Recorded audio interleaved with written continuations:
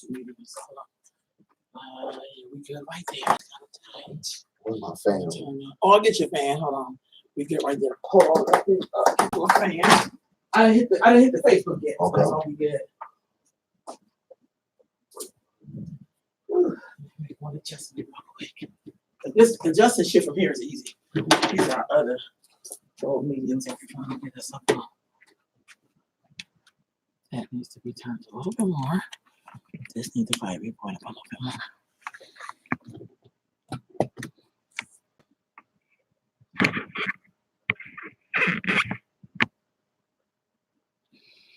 Alright. And your voice is empty over there. That shit is empty. Ooh. The WIC office, that shit is gone. Yeah. And so it's gonna be empty. He said nothing's gonna be ready in there until October.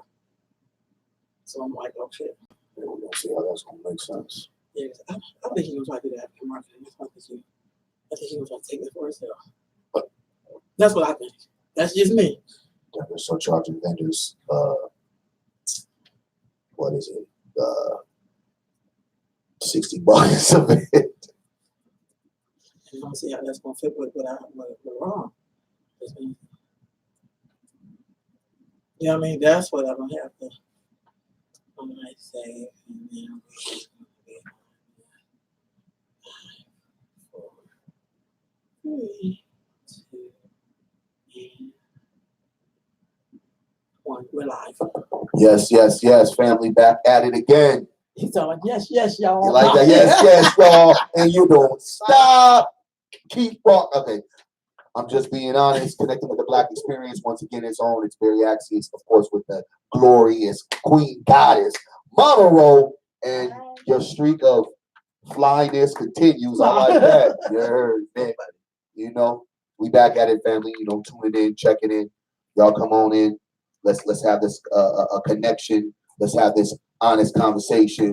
You know, shouts out to all the folks that have been, you know, like I said, walking up, seeing me in public, telling me how great the show is and how they love it, how they love our energy of us getting down, breaking down certain topics that folks are very afraid to speak on and touch and really talk about it unapologetically. So we big salute for y'all, man. Let's give them like that's a hand clap right there. You know what I mean? Vibes are vibes, and we need y'all to continue to keep pushing, continue to keep supporting. If you haven't listened to the podcast, please, you know, tap in. We're gonna get it all set up soon, where you can have the podcast, you know, stream them not only with the live that we have, but also be able to go check out some of our episodes on like iTunes and things of that nature. You know, we're working on that. Young good folks. So just bear with us. So the reality is, everything that we're doing, we're just trying to make sure that we keep it as live as possible with good energy, you know, truthful as possible, and just kind of making a way for us Black people to not only empower each other, but to get free, you know, to really truly liberate. So with that being said, how was your weekend? It was a lot of stuff going on. Like, oh, wow, man. It was a lot of stuff going on. I got a chance to meet with the presidential candidate, I seen Senator that. Elizabeth Warren, and she gave a group Good, of us audience. That was pretty the good. white woman that says Black people deserve reparations. Yes. No, I love yes. it. I love you know, yes, as they say. So that was really good. I met a lot of cool people. But then also, I didn't go over to the because I'm not a Democrat. I'm just an independent. So I did watch I don't know if you watched it, but they one of the sisters went live in the African American caucus. Okay. It's not Black anymore. It's African American. We change our name every 10 years. Yeah. But you know, the sister that's running did not. She sent the surrogate. I'm like, why the hell she couldn't come and talk to Black people herself? Who's the one that's running? Kamala. I thought so. Kamala Harris wasn't there. No, she didn't go to the. She went to the white folks. Oh, the man jumped on the stage. And Yeah, but so she didn't. Well, you know the funny thing about that video? Like when you Black, you ain't gotta come. Yeah. Well, the funny thing about that video is, did you see any security jump on that dude? Mm-mm. Okay. Hell no. Okay. And that was a scrappy looking white man too. I mean, he probably upset about animal rights or something for her or some shit. Yeah. But I just thought it was interesting that she sent the surrogate. And I think that. But Bernie Sanders came, and the thing with Bernie Sanders, check this out, Barry. He had the audacity to tell Black folks. First of all, he was introduced by Danny Glover. Well, I mean, I'm getting tired of old Negroes, and I met. That's Mr. just kind of like very the, nice, you know. but I'm getting tired of old Negroes. Yeah. Because their position is cool, so they think that, oh, he's our friend. I don't want you to be my goddamn friend. I want you to be fair. I want you to give me what is just deserved. Yes. And so he basically got up in a room full of black people and basically said, it's about all Americans. And even though we lead in some of these things that are going on, it's still, about all people. You will never see him go in a room full of Jewish people and say it's not about Israel, it's about all people. He wouldn't even fix his lips to say no shit. Not at all. So why would he? And then of course he had his two Negroes as his front guard, which was Danny Glover and Dr. Cornel West. Even though he threw so much hatery at Obama's ass, talking about Cornel West. Wait. Yeah. Oh, when Obama was in office, Cornel West was a hater. Okay. No, but here he is supporting Bernie Sanders. Okay. Why? Because he like his afro. Maybe he thinks he's a smart nigger. I don't know. But so I just look at those kind of politics, and then Kamala went to the other people, and then got disrespected. That wouldn't have happened at the black meeting. I mean, we would have just would have believed your lies. But I mean, other than that, and not have any accountability for some of the shit she did and why we think she make a good president. I don't know. I think Obama already took her place for me. Yeah, so I'm not voting for her ass. So I don't think Kamala Harris has a chance. I really don't. When it comes down to get down, I don't even think she's. But Joe Biden in the race, so. Yeah, I don't even think she's going to get out of the starting gate. I believe that the better hookup will probably be her maybe going to be the vice president. I think that Joe Biden is going to probably be the one, just because he has those ties of being with Obama, being the vice president. I'd rather see Joe Biden and Elizabeth Warren. I'm just gonna be honest. I don't want to see no more Negroes as president. I think that Biden and Elizabeth Warren, I don't think their philosophies match. Look, this is America. Stranger things have happened there. True. I mean, shit. True. Abe Lincoln's counterpart was a Dixiecrat. I mean, I'm just saying, like, you just never know. He could get those white hippies kind of white people, and then the white people who are comfortable with Negroes. I don't think you need a black candidate to be okay. You really or a mixed candidate. No, hell no. They have shit. Joe Biden already got those people through Obama. We don't need Kamala. And it's much cleaner. Like Elizabeth Warren, he get the woman vote and the, I mean, you don't really need Negroes no more. You don't need when you met her, was she still talking at reparations? Yes. Facts. Yes. And I'll take it. Because the Negroes don't even want to talk about reparations. That's why I can't vote for them.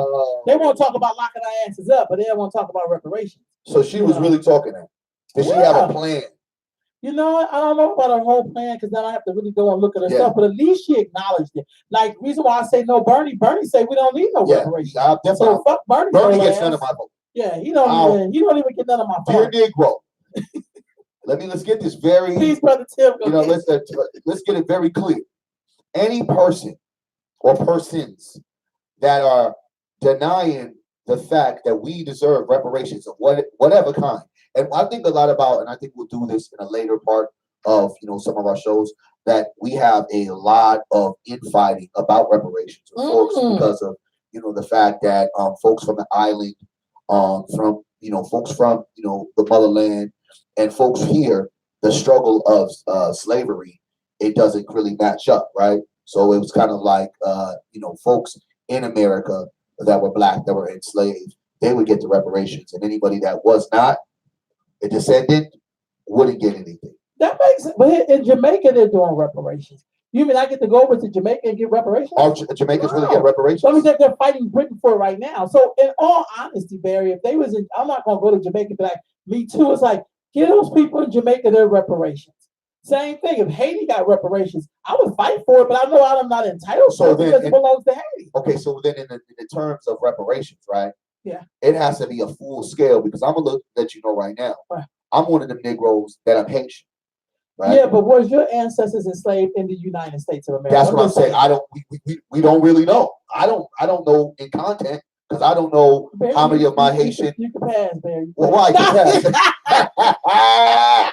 But you know what? You want to get some money? But I don't know. I just don't think we look, and I'm not disagreeing with you. What I'm saying is, when you're trying to get somewhere, my uncle said, he used to say, "Blessed Mary," he said, black people get to the door of the promised land. And he said, what we'll do? We'll open up the door. He said, what we'll do?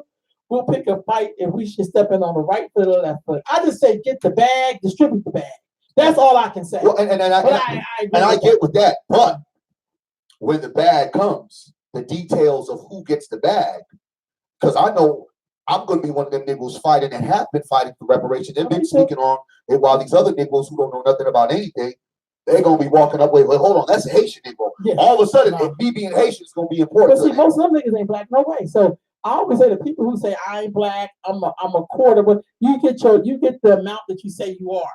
So all of a sudden, my great grandmother was white, and you don't get none of this goddamn money. Mm-hmm. That's where I'm at. I really think the reparations can be doable. Yeah. It's so many Negroes will come off the rolls if you ain't been black, if you ain't been in black struggle, if you don't get shit. Yeah. Because you don't deserve it. You didn't even love your ancestors enough to fight for them. So I don't think you get no money. Okay. And I think that would even that up. If we get before say, hey, yeah, give them some money. I don't think people from Africa who came here or free will should get any money. Okay. Now I can see the rest of us. You've been here. You never know. Yeah. Enslaved people came from Jamaica, from Haiti. There's a lot of trading going on. Yeah. So how do we really know that? But I get that part. But I just think if you came here on your free will from the continent of Africa and got educated, that's great. For but you don't get no money. promise a better life. Yes, that's a little different than people who have been enslaved. So I agree with that. But I think that's something we can just work out. Shit. Yeah, but I think that but I think that's important that her narrative has stayed the same, and I'm impressed by that. You know, it's impressing to me when you have an individual, especially a white person, a white woman, that knows their complicitness to the enslavement of our people. Mm-hmm. I think sometimes they get that pass because they looked as well the victim as well because of the slave master being the white male counterpart. But my whole thing is, I mean, there's a lot. Because 40% of enslaved people were owned by white women. But here's what I'm saying though. This because of the picture that is painted, right, by America. Because though 40% of enslaved were enslaved by white women, right? Yeah. They don't talk about that in history. No, they don't. What they do is they show the white male, their counterparts, the overseers, the aggressors, the rapists, right? They show all those things, the beaters, right? Mm-hmm. The antagonists. They don't show necessarily the side of what the white woman plays in all of this complicitness, right? Yes. They don't show the fact that the white woman was jealous of the black woman. They don't show the fact that there was more abuse happening with the white women to the black women because of the white women being jealous and frustrated that they couldn't please their husband sexually, or their husband would be really addicted and in love with this slave, right? In so many ways. Well, I mean, in a sick, twisted world, the unfortunate part that in even the most heinous ways, I'm not going to say that there wasn't some slave masters that truly fell in love or was in love with their slaves. It's a simple fact that at the end of the day, and if folks can follow me to this, it's like you have no choice, because if you go outside of, well, you know, that's your slave, you're going to be the odd man looking in. And how many white slave masters was going to try to be the odd man looking in? There was some kind of, humanity in some of these people. Not all. Don't get it twisted. Not all. But if everybody around the block was having slaves, I would look kind of stupid for me not to say I'm having slaves. That was the culture of what it was. And that's kind of, I feel, the natural effect. But now getting back to the white woman. With the white woman, she didn't do enough to make sure that the black man nor the black woman were safe. So that's why I look at them, and as well as when the husbands died, right? If they weren't the head of the household, the white woman was getting the slaves and they weren't freeing them. And if you was a result of their husband's conquest or whatever, they immediately sold your ass and your mom. Man. I mean, because we know how women are now when their husband or mate cheat on them with somebody, how bitches they are. Could you imagine if you had power over them? Yeah, so to make them disappear? So I think that overall with everything, the fact that this woman is still standing on her ones and twos, not for shock value that she said, I believe, black people should get reparations, but in a real idea, in a sense thereof, that is a plan. I'm all in it. I'm not going to be in a situation where the first time a person tells me, when we're saying, what about reparations? He's flumbling from the lips. He's acting as if that is such a nuance, or on top of that, that is such an impossible task or feat when everything that I've seen in America in the 10 plus in the 10 last years of the American technology boom, we've seen things that I only envisioned when I was a little kid that would happen, right? The simple fact of me being able to, if I want to play a game with somebody in Germany via, Skyping or whatever the hell, right? When you look at how we are now fully engaged in a social media, where not only us being our own entrepreneurs from social media, but own newspaper journalists, right? Where we can be able to communicate with different nations with a snap of the finger, right? Right on. Where you have the evolution of residual income coming from the Ubers and the Lyfts that have taken and evolved away from the cabs that at one particular time you would never have thought would even have any kind of competition. Like, what would have been a competition to a cab? Who would have thought that there would be two entities, Uber and Lyft, where you not only can make money, right, but they utilize your car. You know what I'm talking about? So there's so many different things that have come and happened. So for us to believe that Black people don't need reparations, as we go deeper into kind of subject matter, there is many reasons to say why we actually do. So one of the things, Barry, I did post. Did you? I can't. I'm trying to get the post. Oh, we do it again. Okay. Yeah. Now slide up. Okay. Is it there? No, I'm doing it. Go ahead. It just so what I was gonna say, when you said that, Barry, it made me think of I put a video on that basically talked about Black businesses. I put a clip on my Facebook page, and it talked about the success of Black businesses was because the community supported it. When Black people were supporting each other, the Black businesses thrive. It's a little short clip. It's probably like about a minute, and it kind of gives you a little bit of the history, just in terms of when we have booming Black businesses in America, it's because the Black community supported it. Okay. So there is a linkage between Black businesses being successful as a whole and the Black community supporting it. Yeah. Because that's how it's like saying when you succeed, we all win. Yes. Yes. You know what I mean?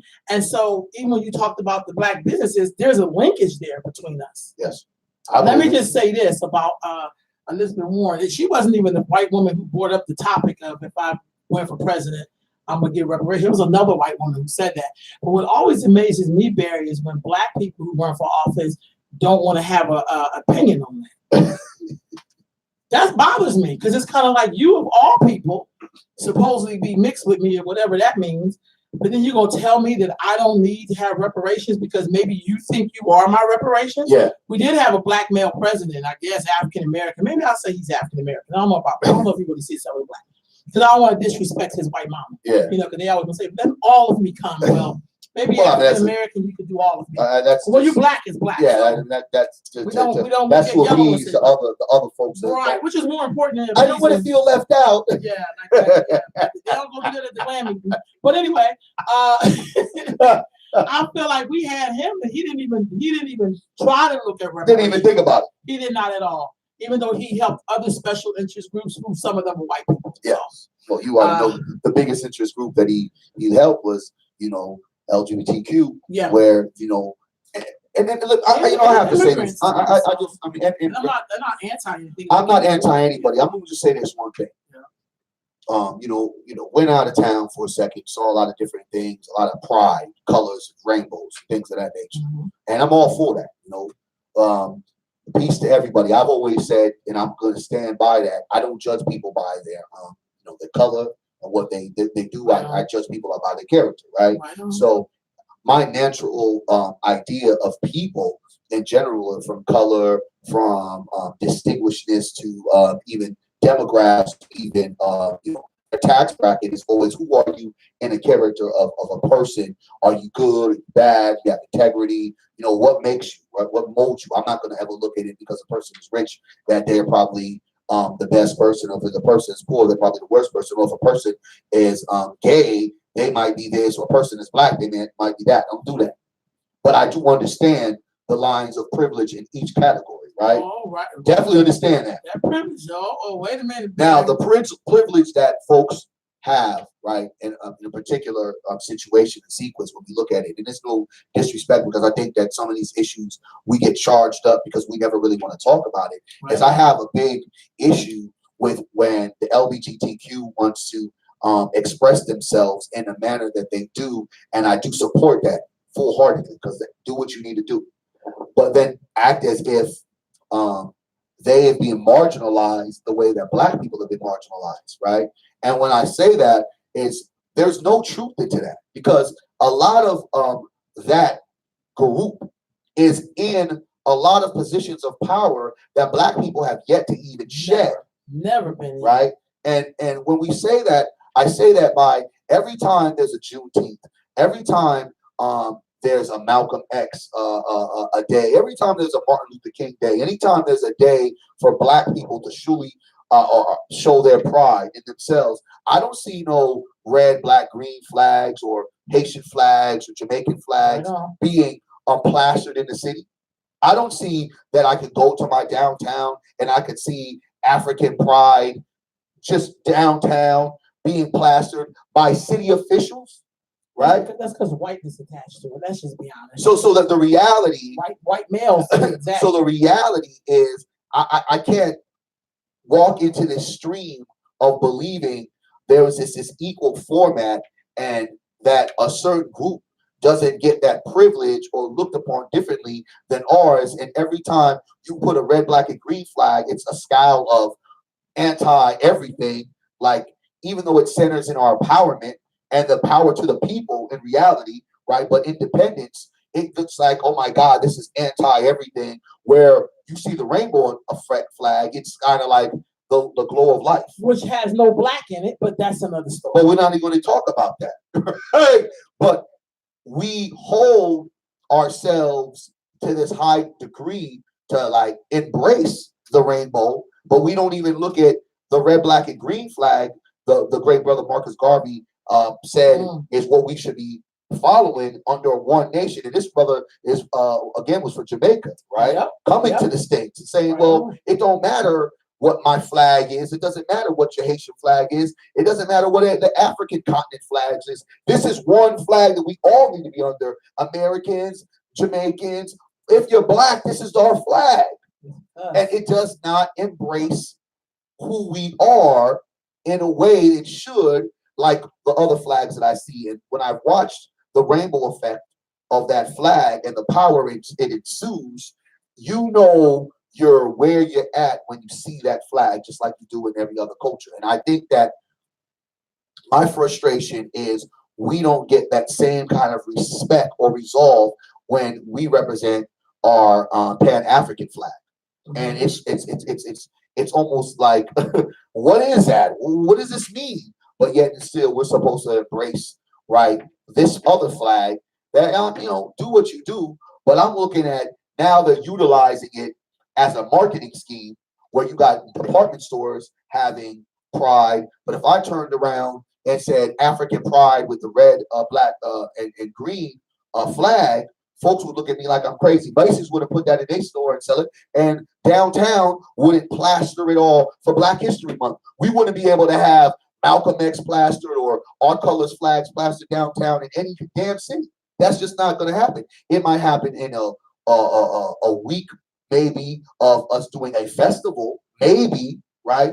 But the way that their flag is embraced, it really truly tells me the divide between culture, the divide between organizations, the divide between groups that Black people still are not in. Regardless of however you want to see it, it's not a knock on them, because I feel like they've been able to position themselves, and it's kudos. But let's not pretend that we're equal in the way that we operate.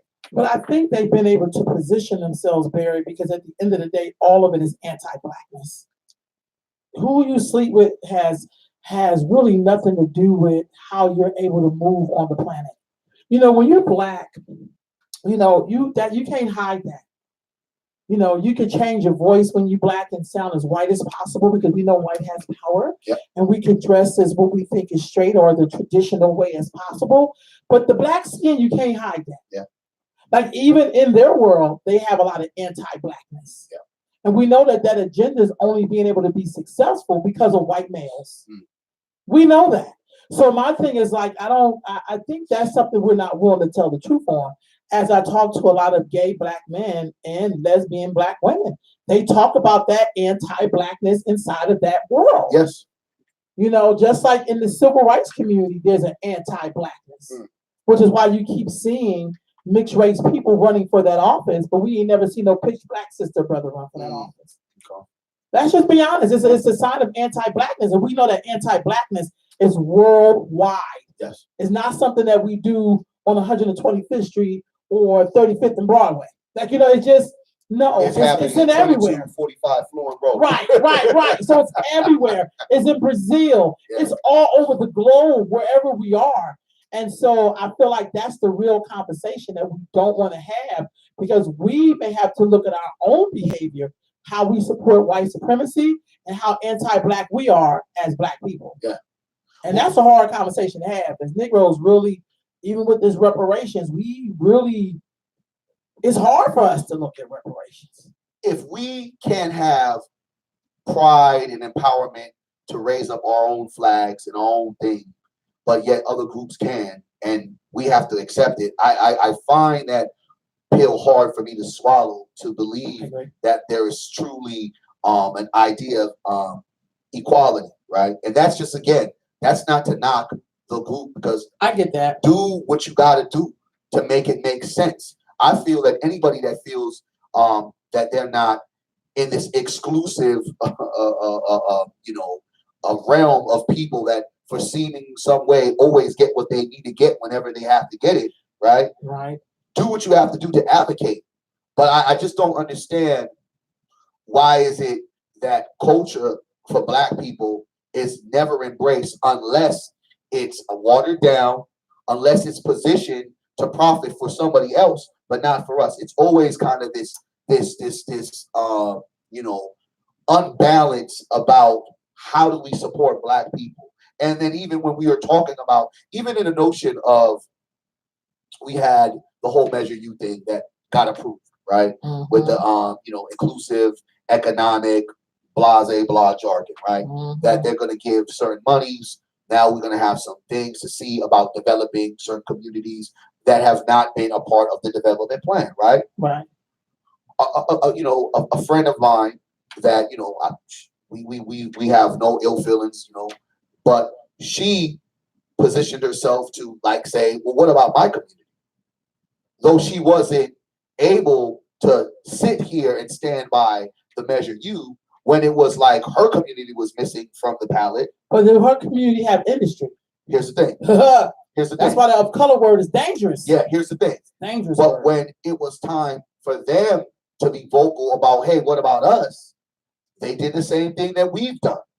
They gathered, they organized, they spoke their truth to power, they spoke their case, and now things are looking brighter for them to be a part of this inclusive growth of economics in communities, right? And I'm all in it for all of it. But the thing I have the problem is, but when folks who, like myself, you and others who advocate for the injustice happening in certain communities, when we do it, it's almost like, what are you complaining about? Everything is good.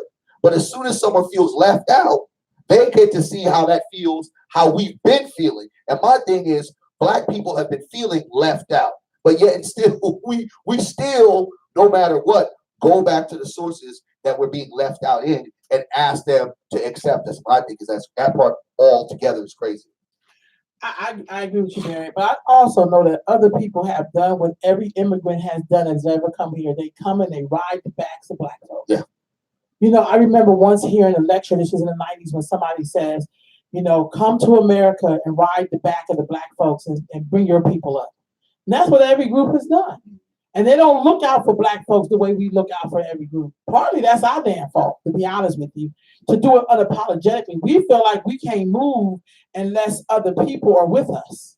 See, no other group is made to feel that way. The other part I was going to say about the blackness too, also, because anti-black is worldwide. Yeah. So all these other groups that come here, they come from countries where they're anti-black. They get here and act like, oh, us too, but it's not us too, because even in your country, you don't look out for us.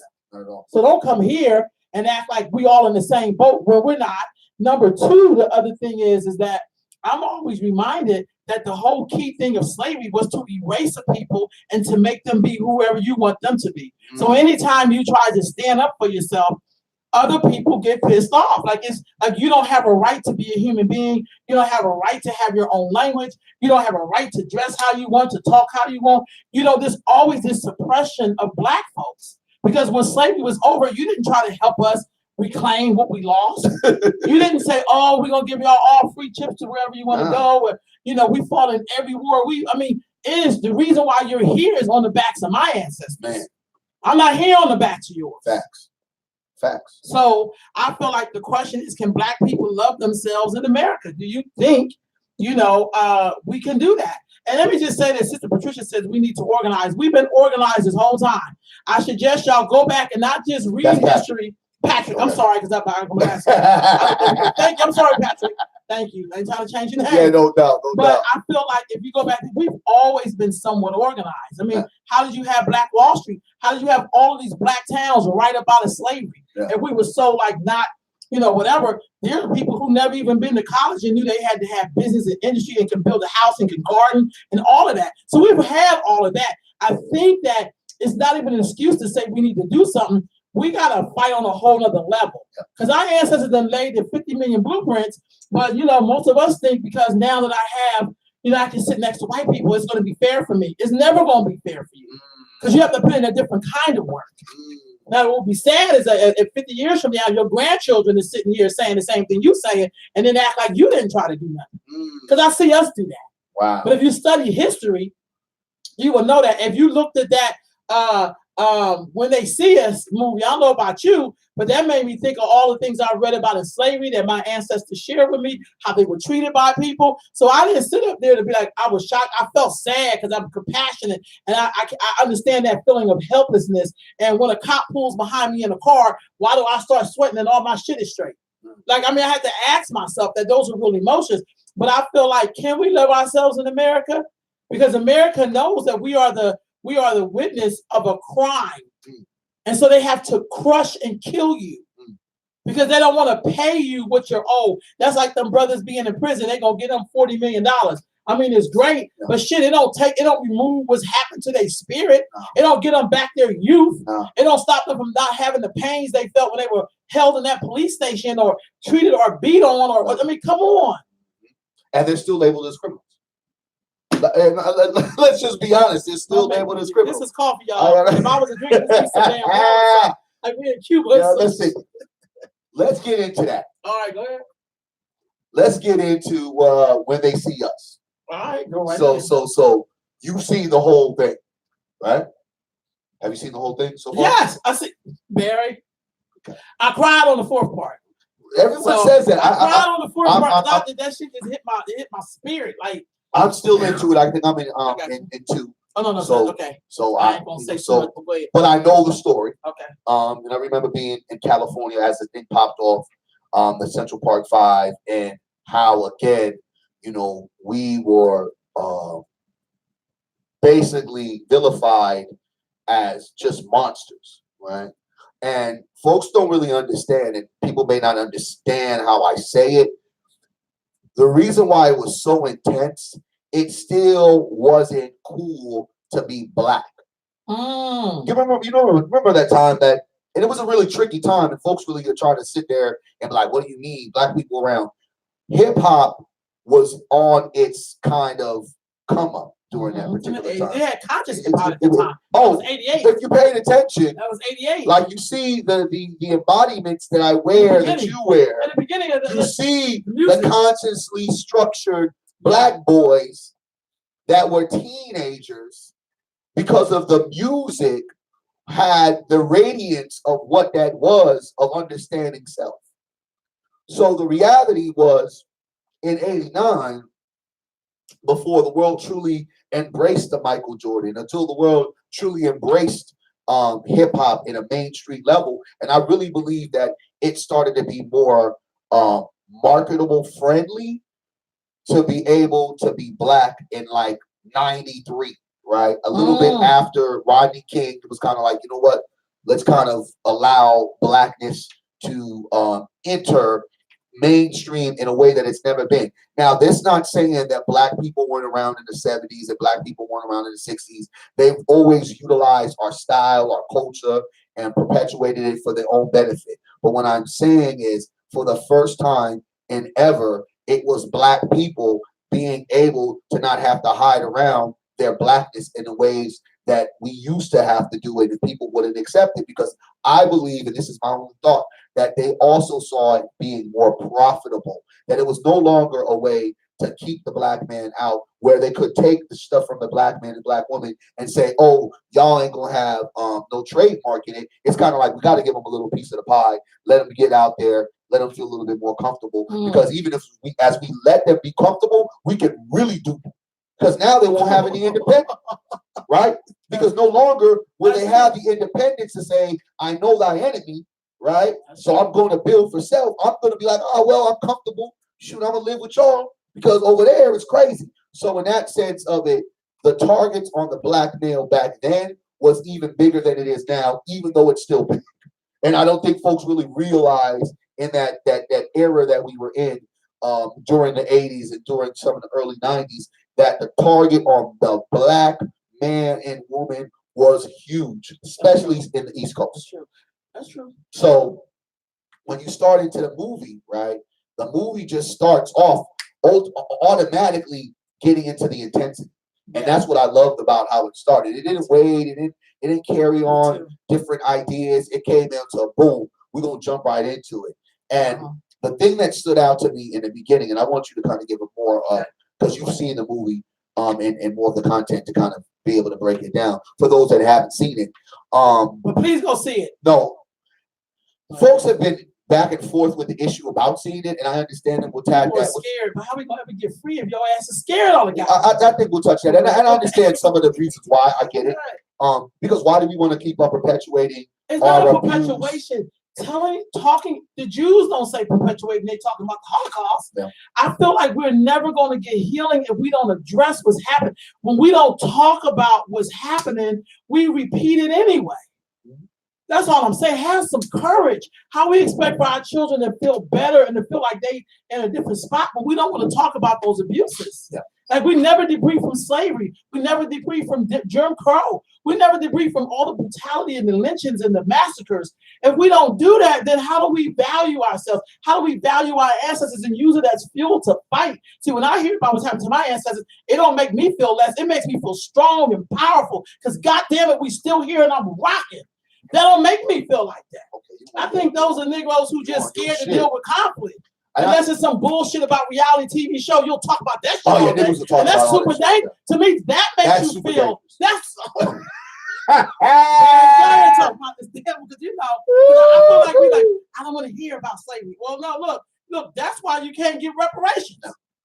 Well, you don't deserve reparations. I think the tactics of imploding this idea that and I loved how the creator had, and it is so funny because I started making shirts that said us, like empower us, buy black, build black, us. And then here comes the Us movement that had all kind of different key elements for us to realize, right?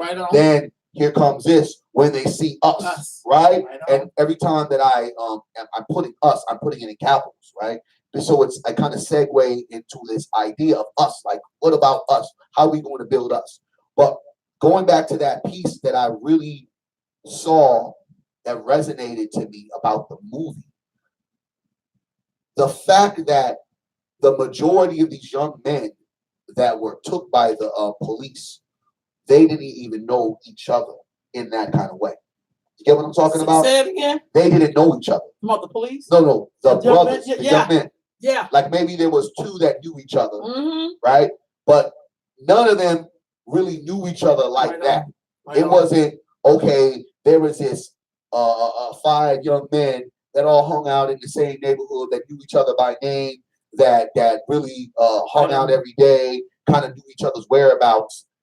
it literally was agonizing to me to watch the interrogation part, because that's what simply happens to young black males and young black women who don't know their rights, who don't have the access to a lawyer, who don't know how to just say lawyer, whose family don't know how to say lawyer. And it also speaks to the volume that black folks lacked during that time. It was still basically, and it is not saying that we don't have some of that master complex right now. It was for sure back then still just listen to the white folks. Right on. They're not going to do anything to you if you just tell the truth. And if you tell the truth, it could be even a lie, they're going to help us. It was still that mentality. I don't think that We it's still got that shit right now. yeah, but I don't think that we it's call it allies, Barry. yeah, but I get that. Queen. You are. I don't believe that in this content right now, where we're at, that black people would follow into that. Though there is still, some folks that we can connect to that is. But I think that we're a lot more smarter to understanding. Like, well, look, this is crazy. Let me go get a lawyer. But go speak more into content of this actual movie and how it kind of broke down to you. To me, it was, first of all, it was very reminiscent of when I was growing up. The music, I like how they started off with the music, because to me, music takes you into a time period. Yeah, they had So they have, microphone feed. Oh God, when they had Fight the Power on there. Exactly. So it was just all of that, took me there. But also, I must say, the dad. Let's start with the dad for just a minute. I mean, I'm jumping all over the place. But when the dad said, because the dad kind of knew that his son was really in trouble. Because sometimes, even though you are afraid, that's because why are you afraid? Yeah. Why did that dad say, damn it, just do what they say? Yeah. He basically saying, well, I gotta go to work. I mean, it was almost like, knowing that someone has the power to end your life. And it didn't mean he didn't love his son. Yeah. It didn't mean that. I mean, I'm so afraid. It's that feeling of powerlessness. Yes. Yes. That is that we don't act like we want to deal with that. When we know that that's real. That's, I think, what got me. It was kind of like when that dad told his son that, he almost knew, like, oh my God, like, I really can't help my son. Yeah, helplessness. It was just like, I don't know, these people have so much power over us. These people see us as animals. They don't respect us. They don't, to keep someone in a place locked up and no food and no water and, just beat on them. And I mean, God damn. Don't that feel like slavery? Don't that feel like what happened to you? So when you don't know your history, you're doomed to repeat it. When you don't know the playbook, they just keep playing the same one that they know the play that works really well. Yeah. And that's so for me, when I seen that film, to me, I always think all of this stuff is about our ancestors calling out to us to, goddamn it, get up and do something. Don't complain. I'll say don't complain like that, but get up and do something, because that's still happening today in America. And that's just one case. That's just one case that their stories were told. I'm so glad Sister Ava DuVernay did not say, we don't want to galvanize the black folks by bringing up this story. I'm glad she did. I was like, I'm going to tell this story. Because part of our issue is black folks that we don't tell the real story. We are afraid of ourselves and the power of ourselves. We owe it to not just our ancestors, but to the yet to be born and to young people who are experiencing things, and you like to think in your mind, because integration came, that somehow the shit has gotten better. Yeah. We like to think because we can go sit in the bathroom and boo-boo next to white people that everything is great. Ain't nobody interested in integrated fumes in the bathroom. What does that got to do with anything? We have integrated socially, but we have not integrated economically. Let's be very clear. Not even socially, because we got places even in Sacramento where all people live with each other. Yeah, but if you want to really line it up, and when I say that, that goes into the economics again, because there are places that I can't go because of my economic standard, right? As well as shout out to, everyone was glorified. We give Jay-Z his props. He became only one of the 5 black billionaires. You get what I'm talking about? You're right. That shit sounds hella funny, because how can we only have 5 billionaires when we invented damn near everything that is America? So if niggas want to salute that, okay. I mean, and then when also the when we look at that, not to jump off subjects, just real quick with Jay-Z, it's like, okay, you helped gentrify Brooklyn. And you know, hey, that's like us celebrating black cops. it Did you see those? You see those black prison guards beating on the black inmates? I mean, I'm just saying. But that goes back into like the idea that we just kind of sometimes we idolize and worship too much. But we go on the Jay-Z thing later. Let's get back. Because I love Jay-Z. Me too. But I do think that's the distraction. We want the feeling of what we think Jay-Z is feeling, and don't want to go back to why we celebrate Jay-Z. What is it about the black experience that we'll celebrate one person being a billionaire and not talk about the story of why most of us can't even be millionaires? Wow. You know what I'm saying? Which means you got to look at your history. You got to come face to face with it. You got to use that as a sword inside of your pocket. When you have to pull it out to cut somebody's off, you have to pull those ancestors out in our experience and don't shy away from it. Because here's the truth. We are not like no other group that's here. I'm going to always say that. You can have the disillusionment that you're like everybody else, but I'm telling you, you're never going to be like everybody else. Because something is wrong with you if your last name ain't an original last name. Something's wrong with you if you don't speak your own language. Something wrong with you if you don't live next door to your own self. Something's wrong with you. Girl, you better go here, man. That's why I here be quiet. No. I need you to go deep. Something's wrong with us. No, and I think that's kind of like where I feel like this movie plays such a big role. Yeah. When you look at what is her name, Linda Farstein. Oh, the DA chick. The DA chick. Isn't it funny how the DA chick is being played by the lady who's in the college scandal? Oh, I didn't even think that game, right? I'm gonna need some rum in this coffee. Say though, right? That's deep. I didn't even think about that. How many DAs? And this is going back to the complicitness of white women who have been shedded to be the black man and black women's ally. But this goes into the shadiness of them. And it's again. Folks, we just being honest. It's just I don't want folks to go, oh, Barry hates. No, we gotta just connect everything together. It goes to the complicitness. Right on. The fact that she was so adamant about her career win. Let's go deep. It was never about the actual woman who was raped. Right on. It was about her career win. And why was it a career win? Because this became a national case. Now, a national case, a big win, throw some 5 Negroes who were innocent in prison, who's going to give a damn? Because guess what? The biggest crime that any black person has in America is their skin color. It ain't nothing more, it ain't nothing else. Just being honest, let's connect to our black experience. The biggest crime black people have in America is their skin color. That's it. All right, so light-skinned Negro, sorry, your color, right? And all of us up in there.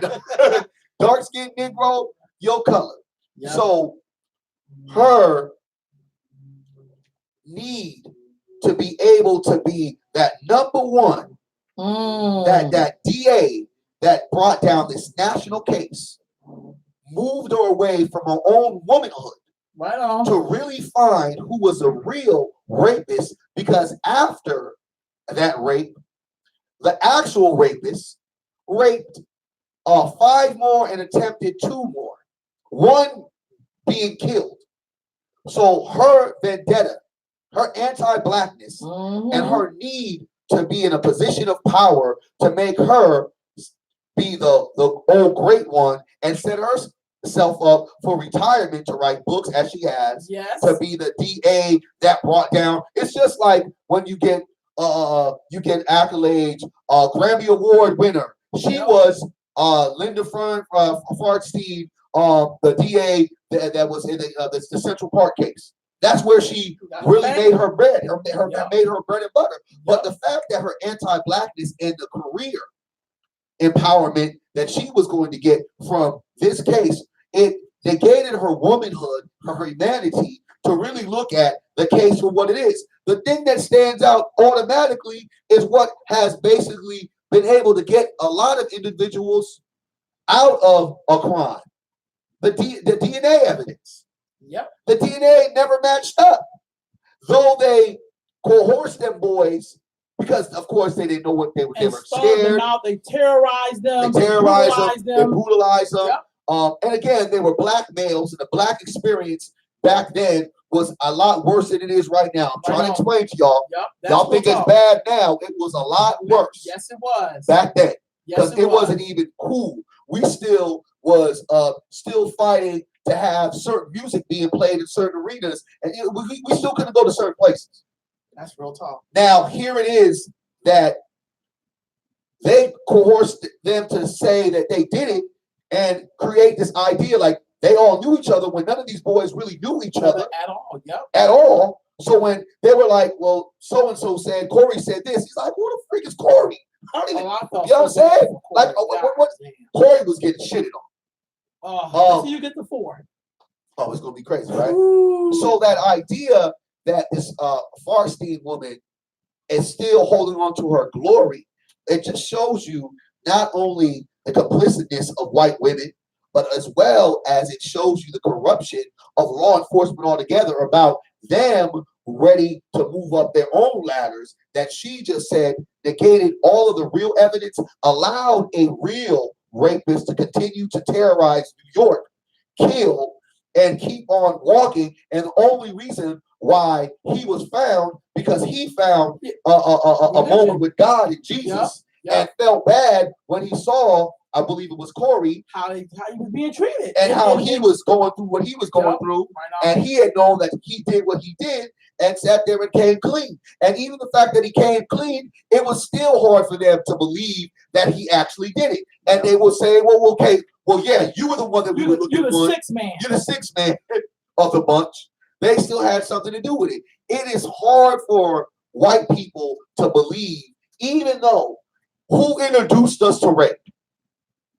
Who introduced us to the rape culture?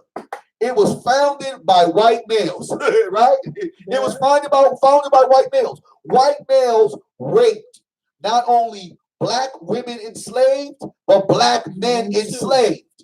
Let's be very clear. Let's be very honest. They created and they opened up the rape culture. White women know this. This is historical facts. These light-skinned babies didn't come out of bodies of you and me. They came out from these rapists. America has been built and founded by rapists. So the simple fact that they will point the finger at 5 innocent black males and create that narrative of that's what we do, we learned that culture from you. So it speaks upon not only the negligence, but it also speaks upon that idea to create the fear that black men, black women are deemed these people, knowing they know their history and where this culture comes from. See, the bigger question, Barry, is are white people capable of being fair to black people in America? Marinate on that for just a minute. No, seriously. Because if we're expecting for people who enslaved our ancestors and stripped them and cut their tongues out and lynched them and stripped away everything that they could from us, to fast forward 400 years later and we still are dealing with the same shit, that should tell us maybe these people aren't capable of governing black folks. Maybe they're not capable of being fair. Fair. That's my little accent coming out. To black folks. Yeah. Because part of it is fear. Yeah. But to be fair, I don't think they're capable of doing. I don't think a DA, can be fair in their research to see if people, we always look, even in lynchings, when they would have you sit in the jail, and then the lynch mob will come. In this case, the lynch mob will be the DA. Yeah. And take you out of jail and lynch your ass based on what they think is wrong with you. Exactly. I mean, you heard what she said. She said every black male that was in that park was a suspect. That's crazy to me, right? So we really have to look in the idea. We talk about fairness, right? They have shown the lack of compassion, and I think that what resonates to this movie more than ever that happened in '89, 2019. What do we have now? Police brutality. No, for real. Them police cover up. Yeah, police cover up. Also complicit bias. Exactly. Saying that shit, right? I think sometimes words is like mess with things. Yeah. Right. We also have schools that flunk our goddamn kids. With a Exactly. lot of teachers who are white, some of them Yes. are black too. Yes. We can't leave out the black people who hate black people. They don't get to be off the hook with me. They don't get to have no excuse. And then the idea, and Maya, you're right. You're right, absolutely, Maya. Just in your comment. Right on. Created the notion Yeah. of black men are the rapists, Yeah. which is crazy false. But even on that, let's look at the Emmett Till case. Oh. Right? So remember, they know history, and this is way before he was exonerated. Right on. So they thought that they had got a good one. So the idea that white women used to go during the slave times and say he raped me, though they gave some good pussy, like, yo, here, no disrespect, here. You're right. And now it's like, you know, Kuda don't want to do it no more. He's like, man, come on, man, you got to stop this. You know what I mean? So you'll get me killed. Yeah, you gonna get me killed up out of here. And she's just like, nah, because here's the thing. Let's go deep into history. Yeah, y'all ready to go deep? Let's just be honest. Because even though Johnny Slave Master was having a good time with the enslaved woman, right on. Do you honestly believe the white complicit woman was sitting back as she used to look at Mandingo and say, oh, whoa. Shit. Her lusting, Yeah. her listening to her black love, and she's standing by the door, and that ain't had that feeling, had that moment with Johnny Slave Master. Bear. The white woman was getting them some from the slave. It was a thing that was happening.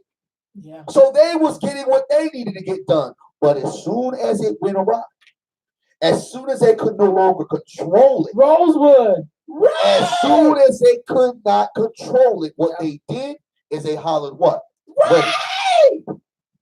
These people are This nigga considered raped me. to be facts. It was never the black man rape. Because see, we were in too much fear to ever touch any kind of property of the master. To kill a mockingbird. No, Miss Chivalry, no. I'm just saying though. That's real. So a lot of these moments and that disgust. Everybody love chocolate. Come on, man. I mean, and that's Everybody what love chocolate. and the sexuality of the black men and black women is truly one of the reasons why they hate us so much. Let's be very honest about that. Let's be very clear. Real talk. You know what I mean? That the true sexuality and that and that machismo and that exoticness of black men and women is truly where they really get down and dirty about hating us. That's the true. people ain't going in. Yep. People ain't going in and having plastic surgeries for no reason. People are not going in and tanning for no reason. Let's be very clear on why they hate and why they fear us in so many other ways, besides that we are the true original people of this world, of this universe. That's real talk. That's real so let's go fair. deeper into those contexts. So dear sister is saying, which is so good, she basically talked about Black Wall Street was started over a white woman in the elevator with a black boy. You're absolutely correct. Rosewood. There were a lot of Rosewood was based on a true story that really and folks need to really go ahead. If you guys are talking about like different movies, you guys need to go in there because Rosewood was a movie that wasn't really watched. That was by the late great John Singleton. Yeah, I love that movie. And I love that movie as well. too. And that's another movie that I think folks really have to watch. If you really are talking like I love these kind of movies, there have been great movies like this in the early 80s and 90s. Yeah. Telling the story. They're telling the story of truth to power. And I think that we kind of missed the boat on some of this because we just didn't want to feel compelled to watch something because we don't really understand. I think that people ran to this movie because so many of us as younger folks, like we were teenagers growing up in that time, or even just young people, 11 years old, 12, hearing that story, it resonates with us because it was so close to our era, right? So it's like, okay, let me go check it out. Where Rosewood, it's like, what the heck is that? Because it was never ever explained to us in a way that it should for us to be interested. But folks, tap into Rosewood. Yeah. Go ahead. There's a lot. No, and there's a whole lot of. So when you see one story, it's just not an isolated story. Yeah. There are many stories, and what the sister Duvernay said is that this is just one story to highlight all those other stories that we never get to hear. That's why you can't silence people's experience because it makes you feel uncomfortable. Black people, you don't get to do that. You know, that's a problem with us. You're never going to be normal. See, I see other groups learn about us and then say, what's wrong with these Negroes? And you know what I always say, what's wrong with black people? I always say, because they don't appreciate their history or culture. They're afraid to look at themselves. They are afraid to look at themselves. You really shouldn't be afraid to look at yourself. To me, it's disrespectful when you don't hear these people's stories. America was founded on slave labor and the genocide of people. Yes. And I'm particularly talking about the group to which I belong, which are black people. And so for us to participate with white people and hiding and disregarding the enslaved African experience in America makes you complicit to the cover-up. So you can spend time watching a bunch of bullshit and doing fantasy, but when it comes to that real thing that's going to help us come up as people, one of my young girls in class on Monday told me that they've seen the movie. Okay. And the one girl said, I asked my mom if she would watch the movie with me, and her mama said, no, because that's going to have me in a bad space. And said, well, I want you to watch it with me because I'm going to learn. No. So she had to pick up the phone and call one of her friends, and they watched it together, but they were using their video chat to watch it together. And I said to myself, how do we let our kids learn about some things without us backing them up and learning? Well, just how do we teach them to cope, to deal? I'm gonna let you go. How do we teach young people to deal with hard situations when we can't do it? Well, I mean, it just speaks to the fact of how the parents were so they didn't have any power in the moment where those kids were being thrown in and being brutalized. I mean, economically they couldn't help them. They didn't have any access to be able to say, well, I know a lawyer that, come over here that's part of the family.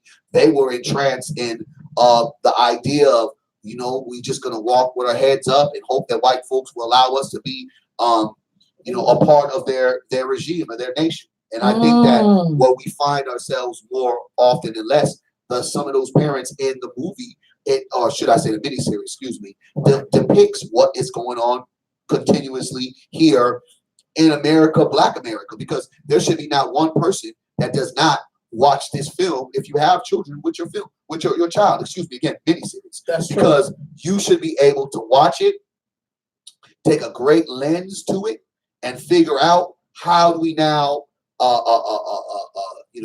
get something out of it that we can now put into action. As I said with it, I didn't have to watch this movie to learn, or I keep on saying movie, this miniseries to go ahead and know how they feel about us. I didn't have to watch that. I understand. Me too. My reality now is, what are we going to do about how they feel about us? And I feel that every time we get into these moments, whether it's a Wakanda Forever, right? Whether it's 12 Years a Slave, whether it's the Nat Turner Birth of a Nation that you Negroes did not support because you didn't want to watch your precious slave masters being slaughtered, and in reality, they wasn't slaughtered enough in the movie.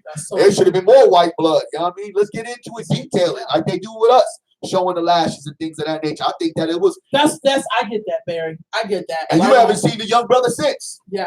That's so true. You haven't seen, and they came for his ass. But then you want to do the Django, and it was kind of like more comical compared to like real life truth to faction. Because I don't remember a Django running around here doing that. Because if it was that, I guarantee you, Quentin Tarantino would have been up. Yeah, whatever. I don't know what you know. Yeah, it's really Django. Oh, Django. Put that D on there, though.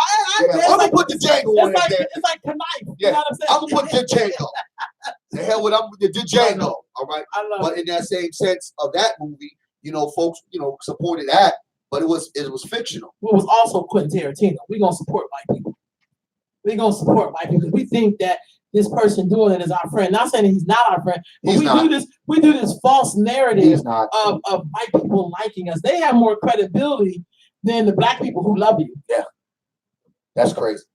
That's it. That's but that's what we are. And so I think with this film, with this miniseries, I think that not only should we talk about it, but we should be having group discussions all over the country, because we know somebody who was impacted by that. That was also during the era where they locked up all the black men for selling crack for 25 and 30 years. And that's another that thing impacted our community. And here's the thing.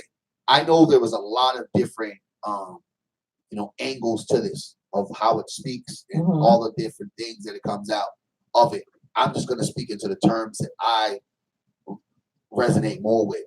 And that is the label of a black male during that era was criminal. Mm. You got to remember the crack 80s, right? It was almost in a sense that black people were vile savages and animals, and they were doing all of these heinous things in their community. So why wouldn't they do that? So that kind of like speaks into the volume of a lot of how they looked at those young black males. Regardless, though those young black males were the harmless ones, right? Compared to some of the other ones that were wilding out on occasion more often than less. Not going to sit there and say black males weren't doing some crazy shit, because back then it was wild and hectic still in New York. That's why New York has had such a cleanup job. But yes, they have. Speaking into the corruption of a system that again has not ever been designed for us, that has oppressed us, that has continued to create that criminal element, regardless if we're innocent or not. The simple fact that you still have police officers, you still have a police precinct that is still operable, and the fact that this woman, the DA, Farstein, and you gotta laugh that half her last name is it's Fairstein, fair, right? She's gonna be fair. She's gonna be fair. You still stand on your lie, because she wasn't telling the truth. Like, that's just bottom line. She wasn't telling the truth on what was really going on. She knew that these young men didn't do it. Without a shadow of a doubt, she really understands that, as much as I want to pin the tail on the donkey and say it was them, she was caring more about, like I said, her big break case, and refutes the fact that they've been exonerated, and that all the tactics her and those police officers, those other detectives did, were just to say, all right, we solved this case and we got these vulgar animals off the streets. She has not come to light and humbled herself and said, no, she's not going I have made one of the most gravest mistakes that literally changed the course of these young men's lives. And to me, that speaks volumes to America in its whole, because America has never, ever really owned up to what they've done for the decades of enslavement, for the decades of false imprisonment, mass incarceration, drugs, and genocide in the black community. They still have not. So that, to me, as she's getting the backlash, which I believe is very warranted, she still is standing that she did the right thing. And that's scary. Because here's the thing, it's like asking America to make an amends for the enslavement of black folks. They ain't gonna do it. You know what they said?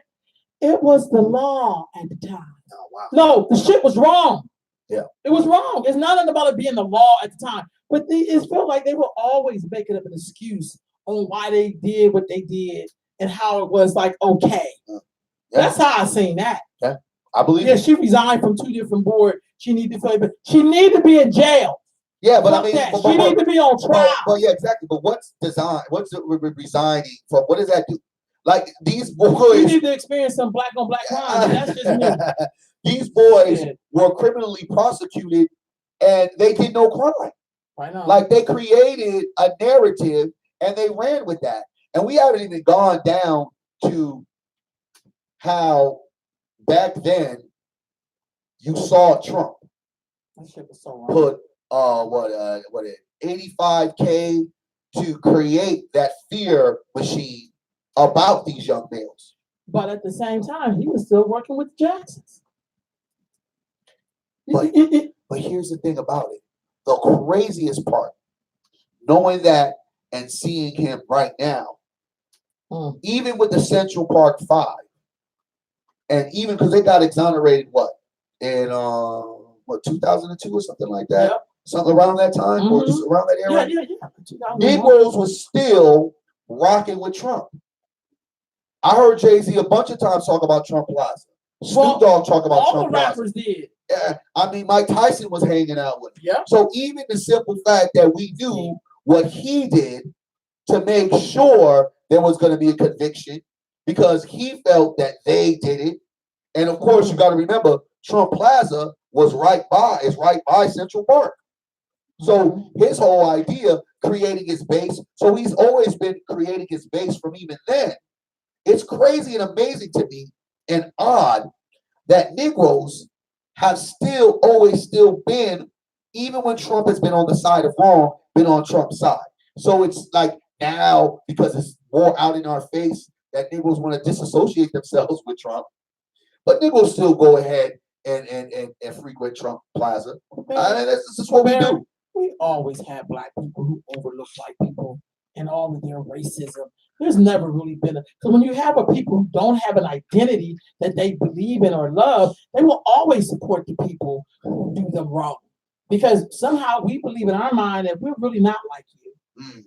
I'm a rich nigga. Wow. So therefore I'm not with the poor nigga. You know what I mean? This is my friend. He doesn't have a racist bone in his body. Not at all. So you doing racist shit so they don't make you a racist?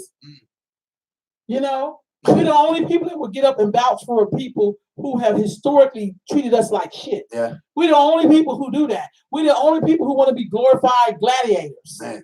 You know what I mean? We're the only people who want to be Big Luther. No. If you don't know who Big Luther is, look him up in slavery. That's what they call prize fighters who fight each other. And then they, that's a real character, y'all. It's a real person. Yeah. So what I'm saying is like, we've always had people, we get mad at Donald Trump, but shit, Bernie Sanders ain't no damn different. I don't give a shit if he said he marched with Dr. King. Shit, so did Klan members.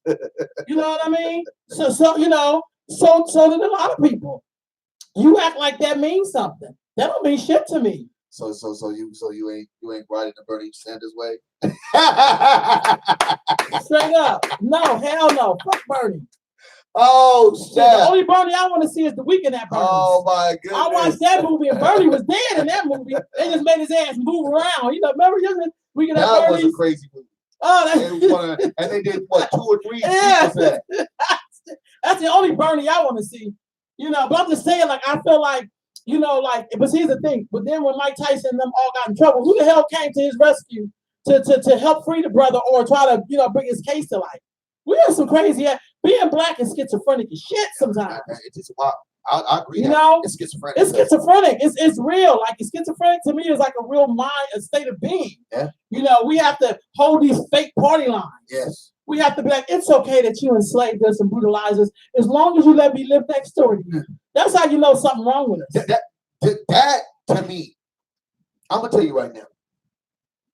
Hey, Dad, I hope you're having a great trip. Sorry. Oh, she's back now. Oh, She welcome back. Welcome back. See, we all excited. I'm See, sorry. you got love. We Dana Naisha is back. Our sister, she finally took a vacation, a needed vacation. Right Happy on. birthday, you know what I'm saying, to Right our on. queen. She had her birthday, she probably Yes. 25 again. Yes. 25 again. Yes. For the 3rd time, she's 25. Like for the 5th time, I'm 21. You know what I'm saying? Right Queen on. Dana's back. But here's the reality. We come from such a place of shock and mistreatment that we don't even know how to treat each other, nor do we accept the remedies from each other. We gotta accept the remedy from the same person that poisoned us. Right on. Where when you see this movie, you should be inspired and encouraged to, if there's going to be black lawyers, if there's going to be black judges, to be in a black mindset. But it doesn't work that way. It doesn't even work for a black person to be in a mindset of a black person when they're police officers. And it shows you every time. Like, you know what I mean? Because they just, the black man in blue is the black man in blue. It ain't the black man wearing a suit blue because he's black. Sometimes he's worse than the white man in blue. 10 times. And you saw that by the movie and some of the abuse. Right? So I really think that we get fixated into this idea that, black people challenging this system is kind of like the only way that things will get better. No, it's not. No, it's not. I don't believe that. One brother sat there and had the audacity when I sat there and said black people need to create wealth and that's going to help us. Like, no, we need judges and all this other kind of stuff. We don't, because we have Claire Thomas as a judge. You get what I'm saying? Though, I mean, it's just here we are. Black people have a lot more than we've ever had ever. You cannot use the master's tools to dismantle the master's house. It's not gonna happen. Shit. I mean, there could be some stretches and reaches, but my Only thing that's gonna help us is we build our own. Y'all. yes, I'm not to tell you, you're not even gonna get no respect from these people until you do your own shit. Let's just be honest. Because they respect other groups. they respect power. That's all. I mean, why do we have this big notion and frustration to realize what's respected in this world? Power respects power, and powerless always becomes the person that's gonna always get the last, and the person that always is going to be heard less. We have to enforce our will upon those who have enforced their will on us. And that don't mean go shoot a bunch of white people, because the genocide of us gonna come from that, because they shoot. If you've watched their massacre on the innocent, watch what will happen to those that try and attempt to be bravehearted in that way. Well, look, I can't speak to that because I think that Black people have the right to defend themselves and protect themselves. Yes, I agree. But Sister Destiny said, I'm from New York. I was there in the same age group as those men. A very intense time and period, at least. This is on my watch party. And then she also said white supremacists implemented the plan centuries ago to strategically operate in movements at every opportunity they had to achieve this goal. And I agree, because you know what somebody said to me? That the Southern racist ass white person that we knew historically went and got doctorates and went and became police officers and judges and school teachers. Hell, they became lunch aides so they could spit in your goddamn food. And I'm saying that they implemented, they never deviated. Even if they were screwing Black men and screwing Black women, they still held on to their supremacist attitudes. Yeah. And I think we cannot deny that. Yeah. And nothing changes. No, we meet one white person and we forget all the shit they did to us. No, they stay on their square. Yeah. Even if they was eating chitlins and shit, they still was on their goddamn square. And here's my piece. Right on Destiny. I mean, and shouts out to Destiny. You know, and that was a crazy time. I imagine living in New York during that time. It's like I would have been like, man, we had moved some years before that it really hit, because my father saw a lot of what was. He thought he was going to get a better life in California.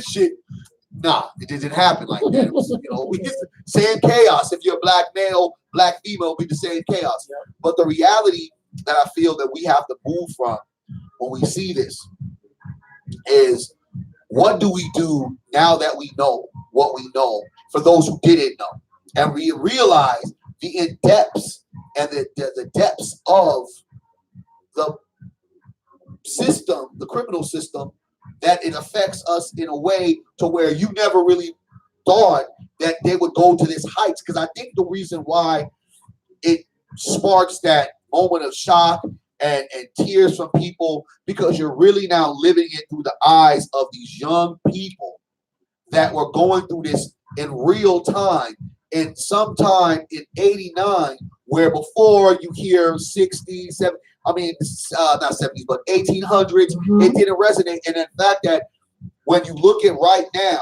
all of the unarmed Black people being murdered and killed and not getting justice, and all the cover-up and all the brutality, the current state where it's still, I think you get saddened, because what you've realized, if you've been living in this a lie, and you've been sleepwalking in this dream and this idea that you've been living this American dream, when it's really the Black man and Black woman's American nightmare. And for those niggas that believe that they're winning in that, I don't believe I'm winning if you're not winning. Well, you only win until the police pull your ass over. See, that's what cracked me up. You usually can come to the fight because it's the right thing to do, or you can wait till you have a tragedy then your ass can't do nothing but fight. That's what cracks me up when people are like, we gotta do something. You be like, what the fuck you been at for the last 35 years? How old are you? Yeah. You 50? What the hell you been doing for the last 50, Facts. 45 years? Facts. You ain't been doing shit but riding. You've been riding. Coasting. Yeah. And until it got uncomfortable for you, then it was a problem. So I believe that when we go back into it, and I said something like, "Dear Black America, America wasn't built for you," or whatever I would say, and folks were talking about how we're comfortable, and I'm like, yeah, we're comfortable with white supremacy in a way that we don't want to battle. We don't want to battle ourselves out, and a lot of Black people. No, I said we are in love with. Black people are in love with white corporations, so it will be hard to dismantle white supremacy. And the simple fact that we are, because what is everybody going to watch tonight? Tonight is Wednesday. What do you think everyone's going to watch tonight? What's the name? Wednesday? What comes on tonight? The NBA Finals. Oh, see, I'm not even into that. You know what I'm saying? No, you're not into I know, it. I get you, but the you're majority right, of the you're black right. people are going to watch it. Well, a lot of rich white folks are going to watch it on the floor because they got enough money to pay for the tickets, right? But we're all going to be tuned in. A majority of us are going to be tuned in watching a white corporation with a bunch of Negroes playing employees. And that's just kind of like where we're at, because until we have the braveness to create our own and establish our own identity in the fabric of, creating infrastructure like a corporation like the NBA, to be able to say the historical black colleges, we're going to create it into a corporation like the NCAA, where the best talented African Americans no longer go to these white corporations, but they go to these black historical colleges. We're going to continue to be sitting ducks. And whenever they want and choose to say we want to target them, they can target us without no repercussions. And that's the problem. What is the repercussions for the system? Do we start bailing out, or do we continue to bring more of our own to slaughter? And I think that's what we have to find our truth, and what we have to just make a decision on watching this movie about how many more times are we going to bring our kids to slaughter into a system that has been proven effectively to make sure they will deny us of every right. Remember, these young boys, let's be very clear, went to the park 14, 15, 16. There was nobody older than 17 years old. And they got 13 years of their life stripped away. There were cohorts to be able to say that they did it. There was no DNA evidence to be able to say that they did. They were exonerated, and they're still looked upon as criminals. They only got $41 million, and their families didn't get their money, and the damn people didn't pay for the lawyer fees. So $41 million is nothing. And the same people that did all of the coercing into making this true lie relevant, they have got no recourse. They have been not challenged. They have not been sued. They have been able to walk their great life and live in their privilege without ever having to deny the lie that they created. That, to me, is America in a nutshell.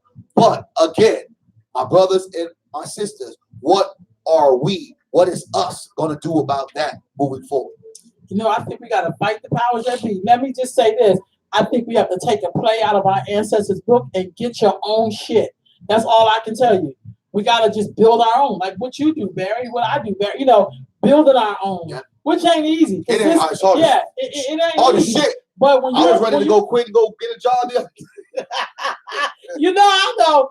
But what I'm saying is it takes something to govern yourself, because what has been stripped away from a lot of us is our ability to really be a human being with human rights and God-given rights and every other high right you could think of for us to be our own self.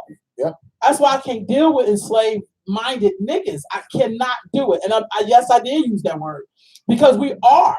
I don't want nobody saying we're going to go blame white people. I ain't even got time to look at them like that. Hell, they weren't even being responsible for what they did to my ancestors. You think they give a damn about what they do to me? You know what I mean? So we have to do for self. Do for self. Build your own black neighborhood and black schools and black community and black banks and all of that. Not on some theory shit. Yeah. Because if you want to build something, build it and we'll come. Revolutionary builders is what we call it, right? And I feel like that attitude is what we have to have.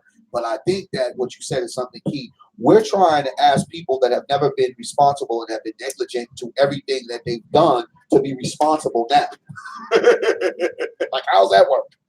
Like, now, y'all want to be responsible? I'll just do my job. These folks were complicit into what was and to the labels that was given. And these labels, now we play more often into the labeling of us compared to what they used to do. Now it's like we play into all of the stereotypes and all the biases even more. Right on. Sister Destiny says they don't care if each one of them was a Presbyterian, a Jew, or an atheist. They look past their differences and work together. Our system must be built independently, separate from theirs, but we can learn from them. Back in those days, police used to beat the hell out of everybody, and people took it. Now they shoot and kill us. That's so true. We just don't pay attention. We don't take shit seriously. Nah, You ain't never lied. never lied. And on And that's top a of that, key part too, and too. and Destiny, let's just be Right on, honest. sis. Guess what, sis? They killed us too. It just wasn't on videotape. That's so true. You know That's what I'm so saying? true. That's They killed us too. Don't think that a lot of those drug wars were just drug wars that would happen between Rival the gangs. drug rival gangs Yup, out that's there. so true. Police were hitmen, have always been hitmen. I mean, remember who they are. They're the overseers, slave patrol, aka slave catchers. They are the mercenaries of the overseers. So that's what we have to really understand if we want to be honest about what we're dealing with in a conflict. And I think that's where we always miss that part. Who are our true allies compared to who are the overseers and the slave catchers? So what do we do with black people who think they're okay inside the system and they don't want to part? What do we do with them there? We laugh at them. We just leave their ass with white people. I think we should leave their ass with them. Like, if you keep these Negroes, let us go over here. At some point, you do got to drop people off. Yeah. But otherwise, you're not going to make it. Here's my thing, and I think that when and this has happened in this week, right? False leadership gets too much of a pass. Oh, false ducky, leadership, ducky, and quack, quack. Yeah, exactly. I mean, you have people that parade themselves as being abolitionists, revolutionaries, leaders of this nuance, folks that are for the people, folks that are doing the work all by themselves, and folks that have brought the light, like other people are just sitting back by the wayside. And I think when folks aren't humble and folks don't realize the work that you're doing or the work of the ancestors and respecting other people doing the work, though they may not do it in the way that you do it, or though they might not dedicate the way you might dedicate, I believe that everybody has a position to play in the work, right? The position I play in the work is different than a position that someone else would play, right? I'm very more youth orientated in the work that I do. So if there's some youth issues, I'll be involved with. Yourself, you're very youth orientated, but you're as well as focused as young black girls, right? So when you have folks that are all dedicated to the empowerment of our own people, but we all have our own different kind of flair or different kind of pieces that we really focus on, you can't sit there and make it seem like the work that you're doing is only the work that needs to be done. That to me makes me look at you as another false prophet. And then when you're asked for by your folks that see there's some character flaws or some indiscretions to, we don't need you to be in that position to lead, you deny and say, I'm going to stay right where I'm at because that's just who I am and you can't take me out of position. We get into a place to where leadership becomes dictatorship. And if we are going to continue to move in a straight and narrow, if we're going to continue to empower ourselves, if we're going to continue to right the wrongs of white supremacists, we cannot be the same supremacists that we want to take down. We cannot be the folks that are yelling accountability. We can't be the folks that are crying transparency. Can't be the folks that are crying to right the injustice when we can't write it in our own book manual. So it comes a time and place that we have to look upon ourselves and ask ourselves, are we really doing it for the people, or are we doing it for our own selfish reasons? Have we identified the things that have traumatized us, or are we creating this charade to make people believe that truly you are the right to lead? And I don't believe everyone has the fortitude or the integrity to lead in a way to where they can be transparent. I'm flawed. I don't try to paint this picture of some perfect leader. Matter of fact, I never even said that I was a leader until the label got tagged. But now that the label is tagged on me, there's ways I have to move. And there's things I have to pay attention to. I can't ostracize everyone. I can't shut down everyone. I can't create an abusive culture in a reality that those that are coming into the culture that we're setting up have been abused from the people that we're saying we want to take down. So the reality has to be if we are going to move in a way that empowers the people, you must listen to the people. And if the people are saying for you to back up, to take a minute, to kind of change up some things, you can't just sway that conversation and say, nah, it's all about me. My people need me. I'm doing this. I do all the work, and just be so blinded to what other people are saying, especially when it's about 30 some folks that you're very close to. It's about a whole other bunch of people that you had left a bad taste in their mouth, and you have denied those facts, and you have not lined yourself on to say, you know what, there's some things that I've done wrong, and humbly and gracefully say there's some things I need to change. And if there needs to be a change in some kind of leadership that you have embarked in, that you created, because this is all created for the people. If the true fight is for the people, you should do what the people are asking you to do overall, especially the people that are closer to you.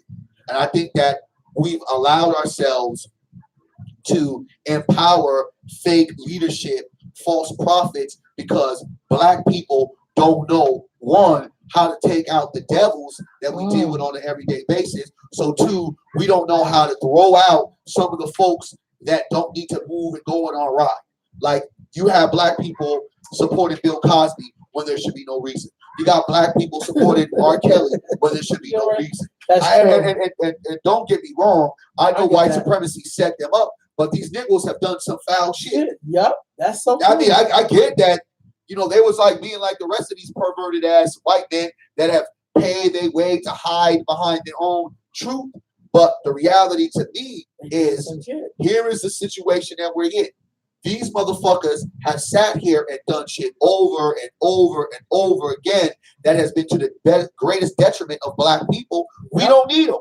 That's so true. We don't need them. We don't always need to try to be the vindicators or the rehabilitators of Black people that have rightfully done wrong. Right. So sometimes we just gotta cut our ties and go. Every Black person is not gonna come with us to the promised land. That's so true. So I feel, just to kind of go off my rant, that we really have to start recognizing what is real Black leadership, how it moves, and the struggles that we have when we are having this burden of being a leader, but not continue to cuddle and support shit that's just garbage. You know what I'm saying? If it's false, it's false. If it's shit, it's shit. If it is, it is. I just don't see us. So what makes a Black leader? I don't really. Okay, I just want to ask. No disrespect. I just often. I think being authentic, being brave-hearted, being a person that knows how to follow, being a person that also knows how to raise up other leaders to support whatever a plan the people have, the people agenda. A leader is a person that's following the people agenda, not a leader in my book that's following my agenda. It can't be a my agenda. Like, I work for the people, so I'm following the people agenda, as well as a leader has to create different ideas for the people to follow. Like, what I'm supporting is, we got to buy Black. We got to build Black. We have to create Black institutions. We have to create more Black businesses. We have to empower Black babies. Like, that's kind of like my shape. So as a leader, I'm going to throw that out there, and I'm going to support that I'm doing, and that anyone else is doing to do that lines up to the same kind of agenda that we have. So I think, in a nutshell, that's kind of where we are. But a leader, in my case, has to be able to lead, has to know how to follow, knows how to listen, knows how to take constructive criticism, knows how to be bold, needs to also know how to create other leadership. And if you don't listen to the people and you say you are for the people, I just don't think that makes you a real leader. What do we do when we have Black leaders who are abusive? I think we get rid of them, especially if they're not willing to look upon themselves and see their manner of abuse. My thing is like this: if you're a Black leader, there should be no way that you are not in some kind of capacity. It's not saying that we all have to like each other, working with other Black leadership. You cannot sit there and isolate yourself and say, well, we're the only show in town. That's false. You don't even do half of the shit that Black people really need to be done. There's so much other shit Black people, need to have happen. Right?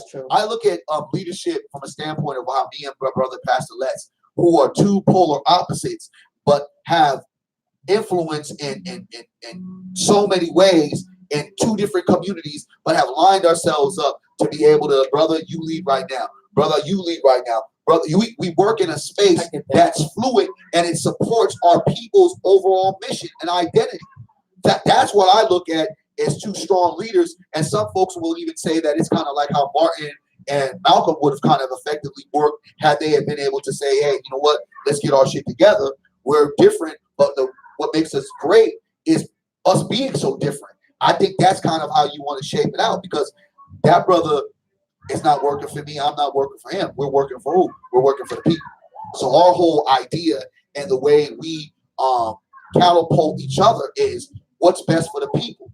And sometimes we don't make the best decisions on that, but we recognize that and we hold each other accountable. And the fact is, if a leader cannot be held accountable by anyone, how can you really be able to lead the people? Because what I find funny from abolitionists or abolitionist theories, you want to shut down and destroy one government, but understand that you would have to create another government, because everything in life is governed by some type of form of social engineering or social government. Whether we are governing ourselves, it's going to have to be some principles of who's going to be the president, who's going to be the treasurer. It's some form of government. So when you yell and you cry, I just think there's a lot of niggas out here that's hella fake. And I should be totally honest with you. I think that's too many passes to get given. Once we see who they are, we continue to try to pretend that the little that they do is all proceeding to the bullshit who they really are. And I think some folks have just got into positions that they're not really able to deal with, because guess what? They really don't know who their true self is. A lot of motherfuckers is running around here with identity crisis.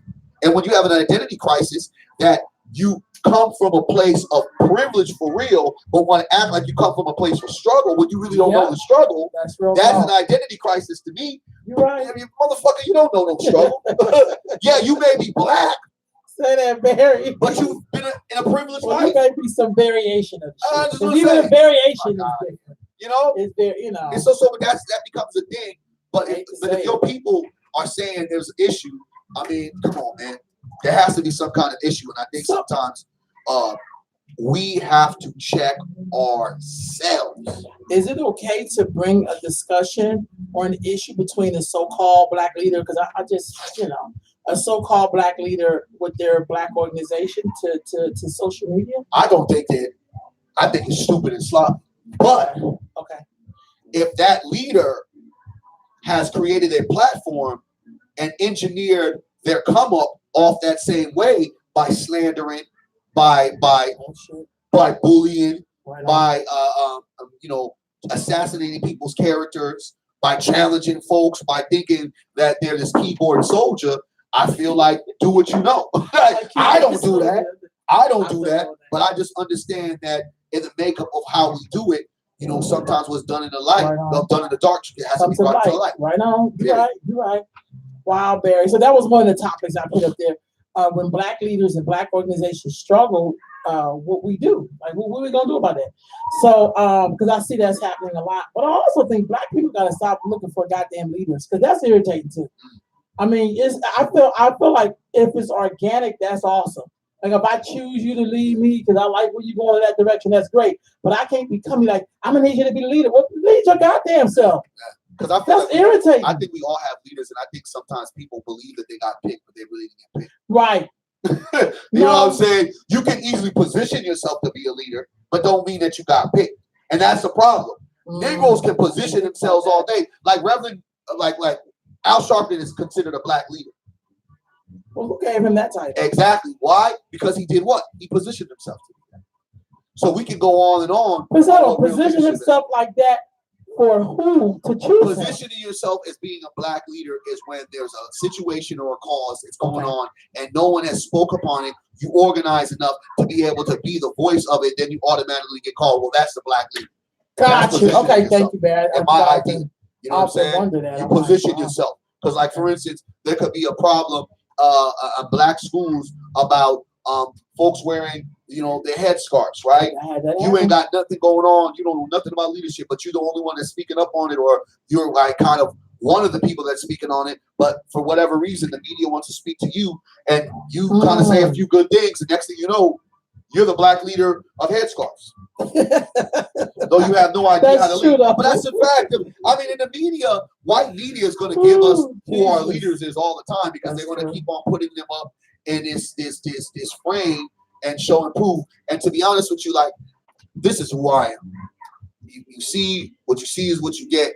And I'm definitely tired of mother effers continuing to do subliminal messages and posting and being corny and being scary and being all day long. I think you make some people feel alive. I make a lot of people uncomfortable. You make them feel alive though. Like if you don't get to do you and irritate the person because they want to be you. Well, you make their morning. And that's a lot of what it is. It's envious, and I know it. And people don't want to frame up like, okay, whatever. Be like that song. God damn, that DJ made my day. Because my thing is like this: if you are not in lead creating stuff, we are creating pathways for greatness for our young people. Right now. If niggas ain't sitting there putting money in it, I got about 10 kids on my payroll right now. I got a staff of young people. I got a crew of folks that I have the pleasure of building with, that we're creating outside of just the service providing, but actual economic providing. Like, we got those branches. If you gonna hate on that, that's why like people like Daryl Roberts, I could never hate my brother because, like I said, though I might not agree with everything, I look at that brother as a powerful figure as well as his wife. Why? Because they employ black people. That's real talk. You know what I'm talking about? That's real talk. So can't hate on how that. can you hate on that? How can I, as a man, be like, man, F that dude? I might have some challenges, but that's why that brother's my kid brother, because what they're doing is they're setting up the future. You might not have to like everything, and that's what it is. Leaders don't always have to be loved, don't always have to be liked, but you also have to be able to show and prove. And some of these folks are out here are for their selfish own intentions, y'all. Stop getting fooled by these false prophets. Stop being fooled and betrayed by what these ideas and these images that they want. They're not doing as much as they claim to be doing in the community. I want to see people building, not begging, but building.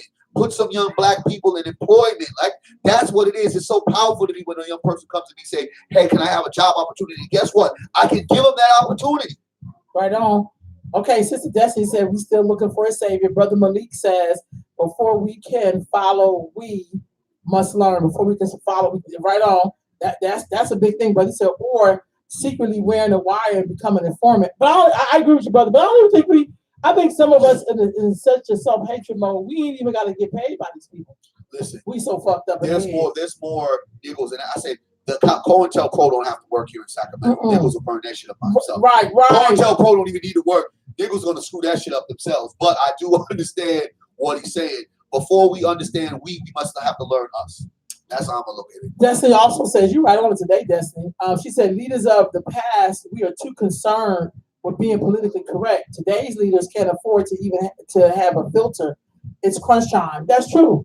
But I think some of us are too politically correct. So one of the things about slavery and thinking is that we always got to apologize or do disclaimers. I don't hear no other group doing disclaimers. If Latinos are talking about helping Latinos, they don't say, and black people too. They never do a disclaimer. They never. Only people who do disclaimers are former enslaved people's descendants. It feels like most of the time. You can't just go for you without considering other people. And then the same thing with black. I think that when we have a disagreement, we do have to figure out a way how to have a real healthy discussion about what's happened. We also don't do, let's sit down. We don't do family meetings. We don't do what we sit down and respect. We do use these false narratives that we're all family, that we're all people, but we don't treat each other as such. Not at all. But that's a whole other goddamn story, because some of us come from dysfunctional ass families. So we think what we doing is family.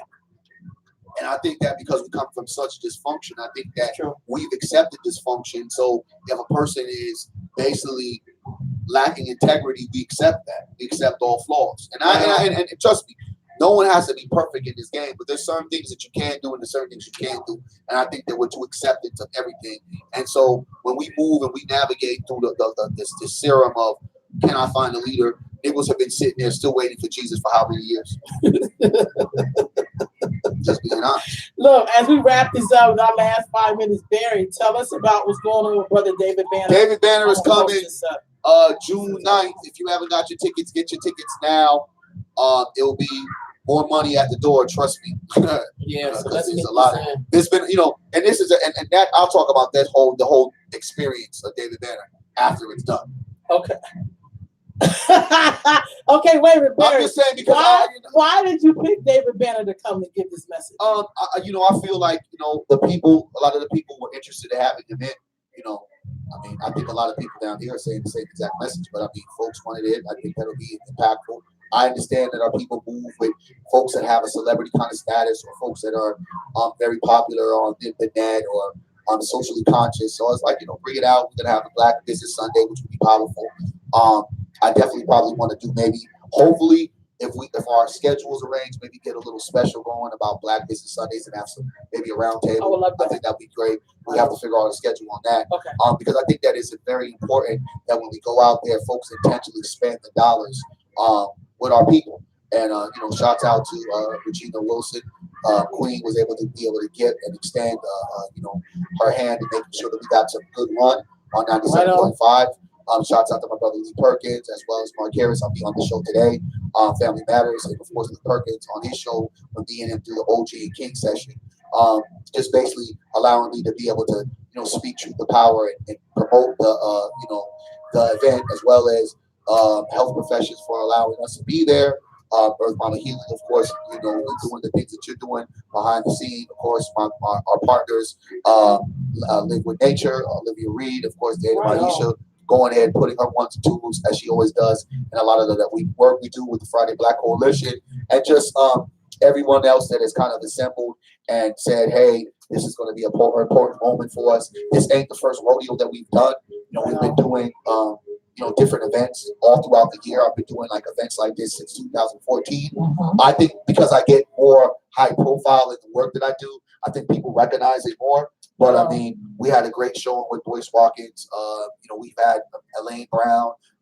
We had Dr. Joy, a degree. We've had a lot of different powerful speakers coming in, as well as local speakers. So I think that this is a moment that we have to be clearly with our messaging, and our theme and our messaging is going to be do for self in my idea. And do for self does not mean to be negating what other people's travels and their issues, but it's got to be our focus on our issues. Just like I said, again, starting off with the conversation, we have the Pride Parade. It's not even called Gay Pride no more. It's called Pride. That to me is powerful because it was all about, gayness and whoopie-wop. Now it's about pride. And I feel like with Black people, we have to be in the power of, it shouldn't be Black power, it should just be power or empowerment. We don't even have to put the Black in it. But because we have white supremacy, you got to put an emphasis on it. Exactly. People will join in and then the shit wouldn't be black. Exactly. But if we had our flag that's spoken, because when you see pride in the flag, I don't need it. It ain't no black in it, but go ahead. Anti-blackness, that shit is real. Listen, but it has blue in it though. Yeah. And you see what the police did. Oh. It can't be no pride without blue. They're wild. They're crazy. I just say show up. You can get your tickets at 2245 Hidden Gems thrift store, and like I said, it's gonna be a powerful event. Right on. I'll definitely be there, y'all. We're gonna be in the house. Yes, sir. All right, family. We'll see you next week. Next week. Peace. All right. Hold on. I gotta disconnect the AirPods.